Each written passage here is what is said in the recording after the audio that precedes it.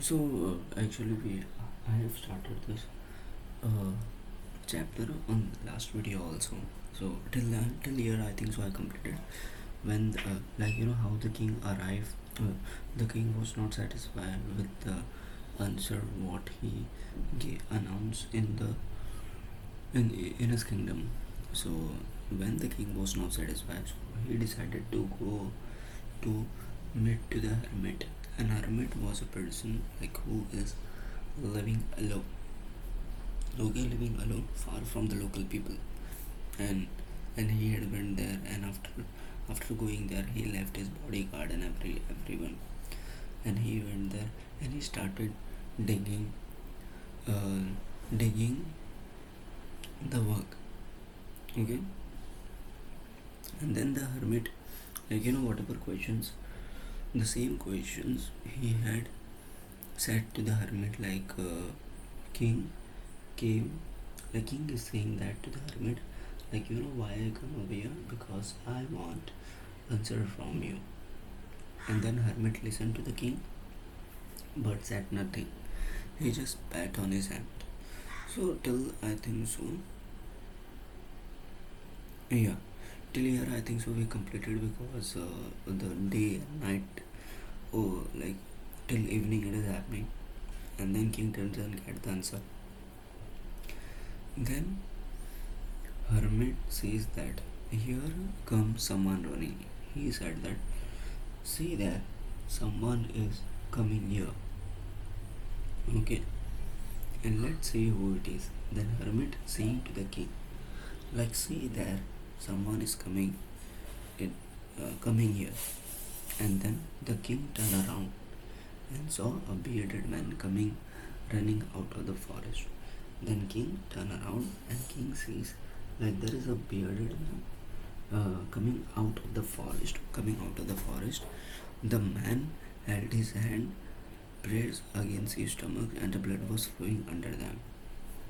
And that man is coming towards them out of the forest with a bearded man, and the man is holding his hand on stomach, because on stomach the blood is flowing continuously.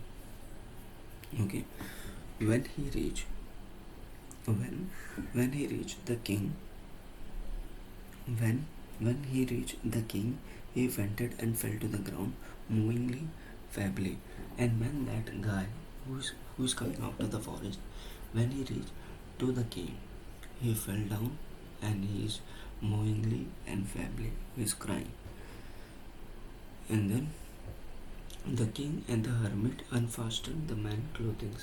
Then king and the hermit, they have rapidly they have unfastened the man's clothing. They decided, we have to save him. So they have went to the unfasten the man's clothing, and there was a large wound in his stomach. So actually, in the guy who is coming out of the forest, in his stomach there is a large wound. There is a large wound means something is there. The king was large wound means some weapons. The king washed it as well as he could, and the bandaged it with his handkerchief and a towel the hermit had. So the king and the hermit, they have washed his stomach, and they have bandaged it with the king handkerchief and the hermit towel. They have bandaged his stomach with hermit towel and the king bandage, king hand, king handkerchief. But the blood would not stop flowing. But the blood is not flowing after that also with the bandage.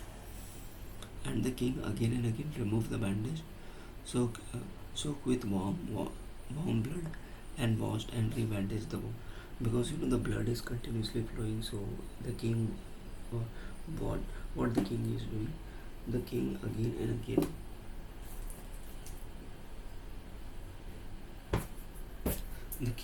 and again, slow, remove the bandage, then warm with blood and soak it, then again rebandage it.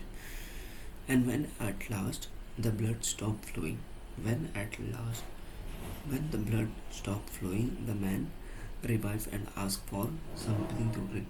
And when at the last the blood stopped flowing, the man asked and revived for the drink. Drink of water. Drink of water.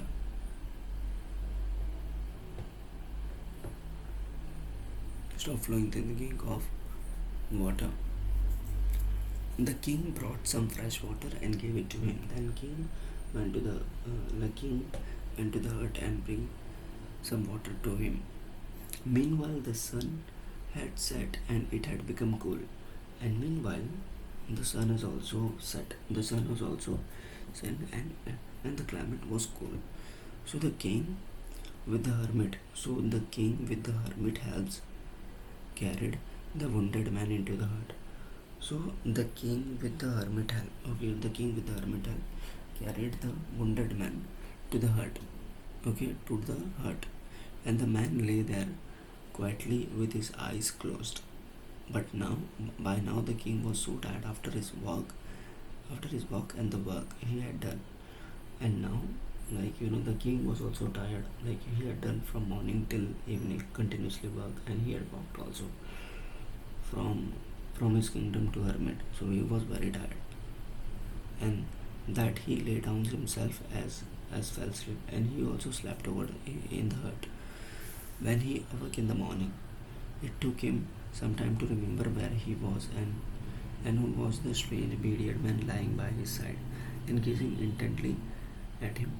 The king, when in the morning, when he woke, and it took, he took time to understand where he was. So at that time, a strange man was looking at me intently, like very eagerly. And then after the strange man is saying, "Forgive me," said by the bearded with vacuous. And when he saw the king was awake and was looking at him. So when the king was awake and when the king was looking at him, so he said, "Forgive me, and I do not know you, and I have nothing to forgive you for." You. The king said, "I do not know you. Like why you are forgiving me?" The king said, "And you do not know me, but I know you." Then after that, the king is saying, then bearded man is saying, "You do not know me, but I know you. I am that enemy of yours who swore to revenge himself on you because you executed his brother and seized his property." Like you know what? I am one of your enemy who swore to revenge himself on you. Revenge himself on you because you executed his brother and seized his property. Executed, you had punished his brother and seized his property. So I am that one of your enemy. So I knew you had gone alone to see hermit, and I resolved to kill you on your way back. I knew that you are going to meet hermit, and you return back. So when you return back, but the day passed and you did not return. So I decided to kill you when you return back. The day passed, but it didn't happen. So I came out my ambush to find you. I came out my ambush where I was hiding myself to find you. Then your bodyguard recognized me and they wounded me. I escaped from them, but would have blood to that, and had you not dressed my wound. And I wish to kill you, but you have saved my life. Now if I live, if you wish, I will serve for the whole my life. Like the bearded man is saying that, I had come to kill you because I am one of your enemy. My boss had sent me to kill you because my boss brother is arrested by you and you seize this property. So that's why I came here to kill you. But but but when you return back, so I was waiting for you in the jungle, but you didn't came. So your bodyguard recognized me and they have killed me. They have tried to kill me and I somehow escaped from them. The king was very glad to have made peace with an enemy. The king was very glad, my enemy was very peace so easily, and to have gained him for a friend. And after that, the strange man is saying that you saved my life, I will serve you the whole life. And he not only forgave me, but said he would send his men and his own physician to attend to him. Then after that, the king not only forgave him, the king also sent a physician to attend him. The king then took leave. The king then took leave of him and went out the hut to look for the hermit. Then king leave him in the hut, and he went out to look at hermit. And before going away, he wished once more to beg for the answer to the questions he had asked. He again asked the same question to the hermit. The hermit was outside on his knees. The hermit was outside on his knees, sowing seed in the beds that he had done before, that he dug the day before. The king approached him and said, "For the last time, I pray you to answer my question." Then king is asking again to the hermit, like last time, please tell me the answer, like what I come for. And you have already been answered. Then after that, hermit is saying, King, my lord, you have already been answered. Okay. And if you didn't pity my weakness yesterday and stayed to dig this bed for me, you would have gone back and been killed by that man. So the most important time was when you were taking the beds. So he is explaining that, hermit is explaining to the king, like you already been answered.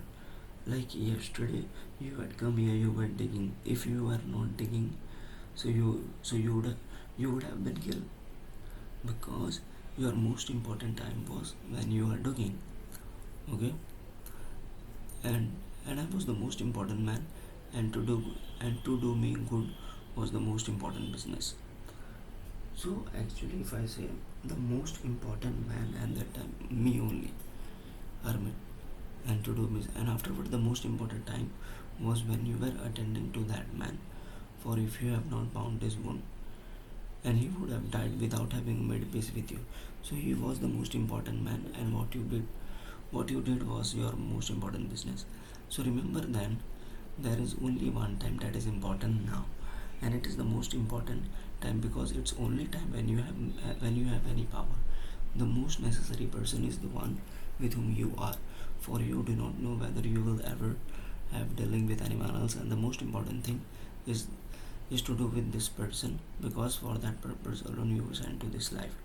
So if I talk about, like the hermit is explaining to the king, you forgot about your three questions, but the most important time and most important person, most important business is the present. So present is everything. Okay. So present is everything, right? So this story is very nice. This story is actually explaining us, make us aware that, you have to be present is very important time, and you have to be understand that present time, because it is very important, right? Okay. So from this story we have understood, like written by Leo Tolstoy, we have understood the presence, the importance, significance and characteristics of the presence. Okay.